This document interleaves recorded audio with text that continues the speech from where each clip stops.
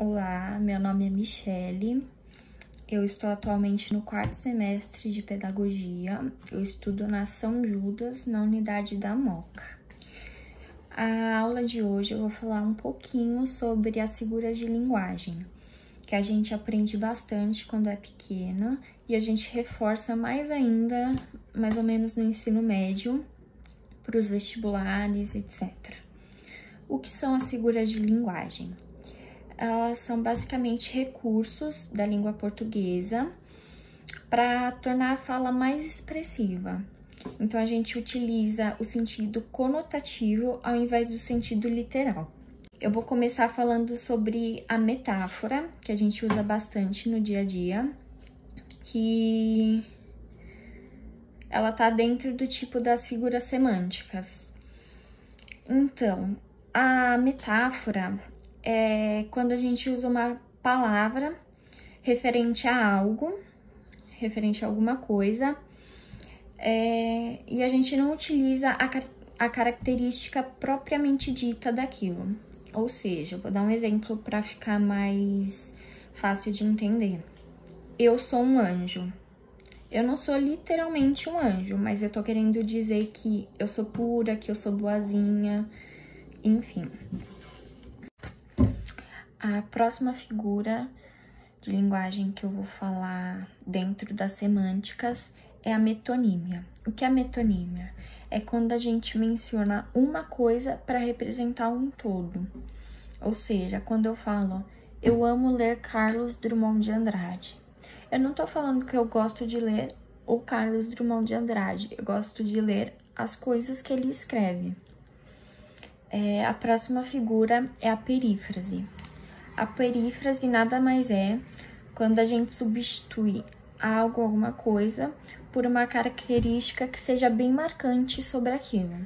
Por exemplo, o pulmão do mundo está sendo desmatado. Quando eu falo pulmão do mundo, eu tô querendo me referir à Amazônia, por ela ser considerada o pulmão do mundo. Não quer dizer que a Terra tenha um pulmão. E a próxima é a sinestésia. A sinestésia, ela mistura os sentidos humanos. Como assim mistura os sentidos humanos? Quando a gente fala, esse perfume é muito doce. O doce está relacionado ao paladar e o perfume está relacionado ao olfato. Então, a gente está misturando esses sentidos humanos. Agora eu vou falar sobre a hipérbole. A hipérbole é quando você quer enfatizar o que você quer falar, você quer dar um impacto ao falar. Por exemplo, quando você fala, eu tô morrendo de sono. Você não tá literalmente morrendo de sono, mas você quer dizer que você tá com muito, muito sono. A catacrese é quando não existe uma palavra para definir algo e você junta dois substantivos para formar uma palavra para aquilo. Por exemplo, bati o meu dedinho no pé da mesa. Pé da mesa, assim, a mesa não tem um pé, mas a gente meio que criou uma nova palavra para definir aquilo. O eufemismo é quando a gente quer amenizar uma situação, uma palavra, para deixar aquilo mais leve, sabe? Por exemplo, quando alguém morre, para deixar um pouco mais leve a frase, a gente fala, tal pessoa bateu as botas, tal pessoa foi descansar em paz. Agora eu vou falar sobre o pleonasmo. O que é o pleonasmo? A gente comete muito isso no nosso cotidiano, mais do que a gente imagina. É quando a gente repete a mesma coisa na frase. Por exemplo, quando eu falo, eu vou subir lá em cima. A gente não precisa falar que vai subir lá em cima, porque se a gente vai subir, só pode ser lá em cima. A anáfora é quando eu quero enfatizar aquilo que eu tô falando por meio da repetição de uma palavra ou de mais de uma palavra. Por exemplo, eu preciso de amor, eu preciso de felicidade, eu preciso de carinho, eu preciso de atenção. Tudo em uma mesma frase. A ambiguidade é quando uma frase tem um duplo sentido e pode até confundir quem está ouvindo. Por exemplo, ajudei a amiga triste depois da aula. Mas quem está triste? Eu ou a amiga que eu ajudei? Por isso que tem um duplo sentido. A antonomásia é quando a gente substitui o nome de uma pessoa por uma característica que seja muito marcante dela. Por exemplo, o rei do pop. A gente está se referindo ao Michael Jackson, mas por ele ser um grande astro do pop, a gente associa isso ao Michael Jackson. Agora eu vou falar sobre a comparação. Como o próprio nome diz, a comparação é quando você compara duas coisas que tenham algo em comum. E algo mais explícito, sabe? Como, por exemplo, ela é linda assim como ele. Agora, a gente também tem a analogia, que também é uma espécie de comparação, só que a gente usa algo no sentido figurado para comparar algo. Por exemplo, a vida é uma montanha russa. A gente tá querendo dizer que a vida tem altos e baixos, então a gente comparou a vida com uma montanha russa. Vou falar sobre a alegoria agora.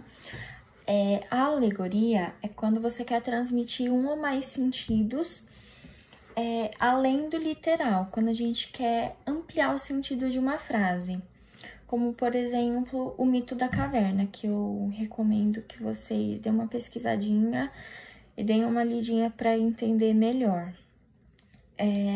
E por último, das figuras semânticas, eu vou falar sobre a simbologia.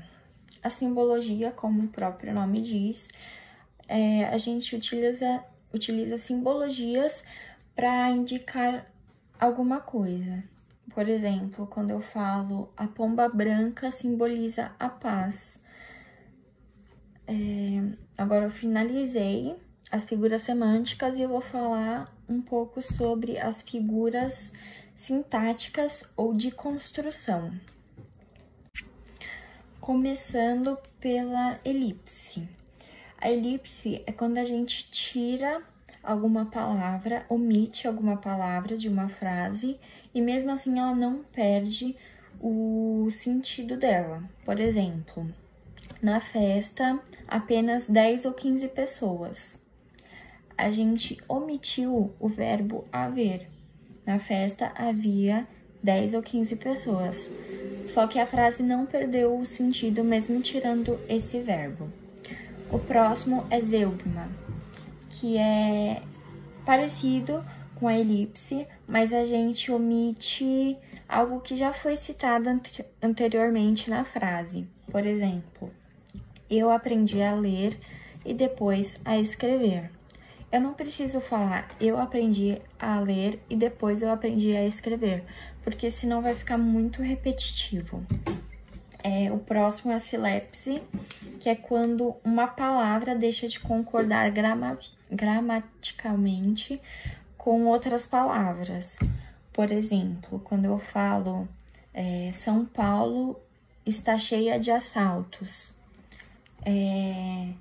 São Paulo é um substantivo masculino, mas quando eu falo está cheia, eu estou me referindo à cidade de São Paulo.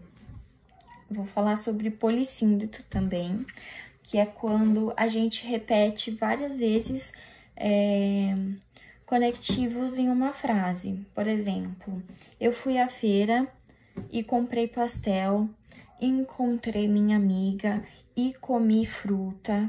Então, essa repetição do e em uma frase.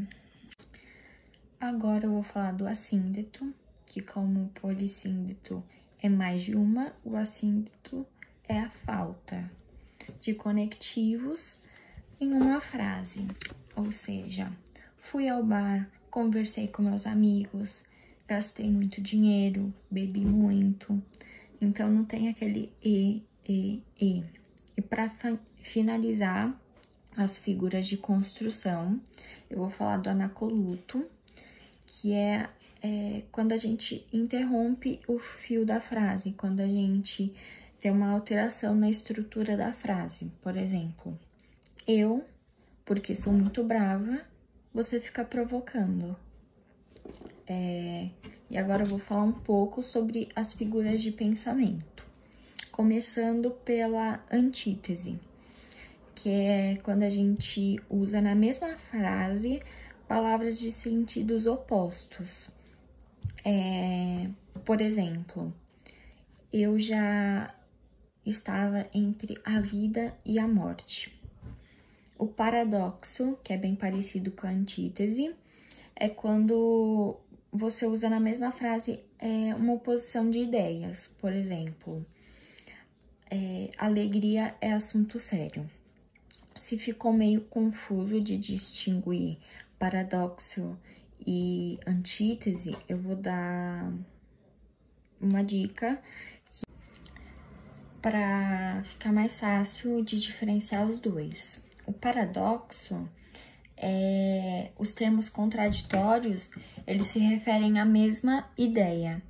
Já a antítese, eles se referem a ideias diferentes. Continuando com o clímax, que é quando a gente utiliza as ideias num ritmo crescente ou decrescente até atingir o clímax, por exemplo. Ele é tão lindo, tão maravilhoso, tão poderoso. Então, nesse caso, os adjetivos foram ficando cada vez mais impactantes. O próximo é presopopeia, que é quando a gente dá características humanas a objetos inanimados. Por exemplo, o sol está alegre. Não tem como o sol estar alegre, até porque o sol é uma estrela. O próximo é a ironia, que é quando a gente quer dizer uma coisa, mas a gente diz o contrário. Por exemplo, que menina educada xingou todos naquela sala. A gente quis dizer que ela é mal educada, no caso. O próximo é apóstrofe, que é quando a gente invoca algo, quando a gente quer enfatizar nossa insatisfação, etc. Por exemplo, oh meu Deus, minha Nossa Senhora. O próximo é a alusão, que a gente utiliza para fazer menção de uma ideia ou de alguém. Por exemplo, eu e ele estamos apaixonados como Romeu e Julieta. E o último, para terminar as figuras de pensamento, é o quiasmo, que é quando tem o cruzamento de palavras e a gente acaba repetindo essas palavras para dar uma ênfase na frase.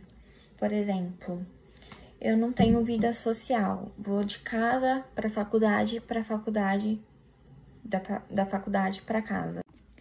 Agora, por último, mas não menos importante, eu vou falar sobre as figuras sonoras, começando pela cacofonia, que é quando a gente fala duas palavras e quando a gente fala, parece que é só uma. Por exemplo, tem como você me dar uma mãozinha aí?